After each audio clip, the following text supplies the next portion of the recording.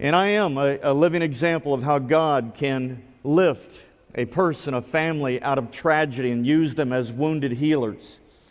The vision of Convoy of Hope was actually birthed out of a tragedy. Our parents in 1969 were pastoring in California.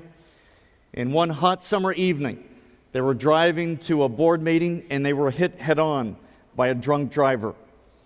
Our father was killed instantly. Our mother survived, but they had to pin her body back together again.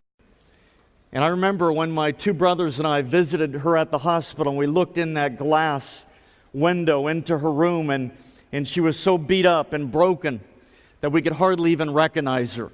In fact, I was sharing with Pastor and Darla last night that when my mother spoke my older brother's name, he collapsed to the ground because of the trauma.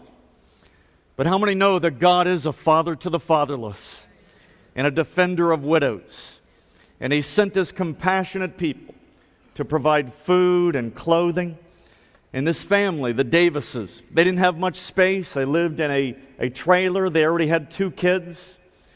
But they took us in, 4 children. And I'll never forget that day when we showed up with our luggage in tow.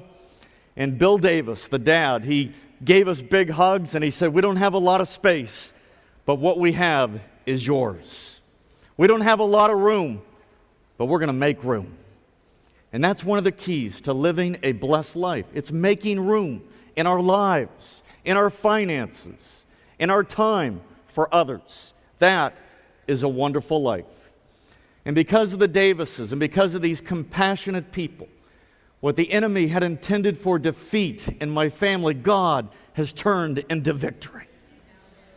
And He took my dad's mangled car and He's turned it into a fleet of Convoy of Hope trucks that are providing hope and healing in this nation and around the globe. Praise the Lord. And that's what God will do if we will just say, "God, even in my wounds,